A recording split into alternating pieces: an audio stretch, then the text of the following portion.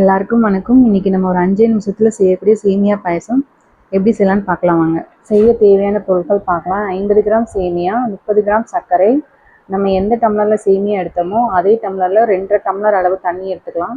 1 teaspoon நெய், 1/4 teaspoon ஏலக்காய் தூள், 20 முந்திரி, 20 திராட்சை, 1/2 லிட்டர் பால் காய்ச்சி எடுத்து வச்சுருக்கேன். வாங்க எப்படி செய்யலான்னு பார்க்கலாம். ஒரு கடாய் சூடு பண்ணிக்கலாம். 1 டீஸ்பூன் அளவு நெய் சேர்த்துக்கலாம். நெய் நல்லா சூடாயிடுச்சு. இப்போ நம்ம எடுத்து வச்சுருக்க 20 முந்திரியை சேர்த்து நல்லா வறுத்துக்கலாம் பொன்னிறமாக வரை. முந்திரி நல்லா வறுத்தாச்சு. இப்போ நம்ம 20 திராட்சையும் சேர்த்து இதில் நல்லா வறுத்துக்கலாம். இப்போ அதே நெய்யில் நம்ம எடுத்து வச்சுருக்கிற 60 கிராம் சேமியா சேர்த்து நல்லா பொன்னிறமாக வர வரை நம்ம வறுத்து எடுத்துக்கலாம். ஒரு பாத்திரத்தில் 2.5 டம்ளர் அளவு தண்ணி சேர்த்து நல்லா சூடு பண்ணிக்கலாம். இப்போ பாருங்கள், சேமியா நல்லா வறுத்தாச்சு. இப்போ நம்ம இது கூடவே கொதிக்க வச்ச தண்ணியை சேர்த்துக்கலாம்.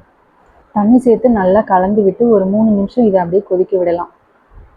இப்போ பாருங்கள், சேமியா நல்லா வெந்து வந்திருக்கு. இப்போ இதை வேறு ஒரு பாத்திரத்தில் நம்ம மாற்றிக்கலாம். இது கூடவே நம்ம 1.5 டம்ளர் அளவு பால் சேர்த்து கலந்து விட்டு ஒரு 3 நிமிஷம் நல்லா கொதிக்க விடலாம். இப்போ பாருங்கள், நல்லா கொதிச்சு வந்துச்சு. இப்போ நம்ம இது கூடவே எடுத்து வச்சுருக்க சர்க்கரை சேர்த்து 1 நிமிஷம் நல்லா கொதிக்க விடலாம். கடைசியாக இப்போ நம்ம 2.5 டம்ளர் அளவு பால் சேர்த்து 1 நிமிஷம் நல்லா கொதிக்க விடலாம். ஏலக்காய் தூள் கொஞ்சமாக சேர்த்துக்கலாம்.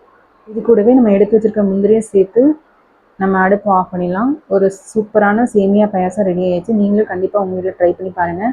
உங்களுக்கு இந்த வீடியோ பிடிச்சிருக்குன்னு நினைக்கிறேன். பிடிச்சிருந்தால் லைக் பண்ணுங்கள், ஷேர் பண்ணுங்கள், கமெண்ட் பண்ணுங்கள், சப்ஸ்கிரைப் பண்ணுங்கள். நன்றி, வணக்கம்.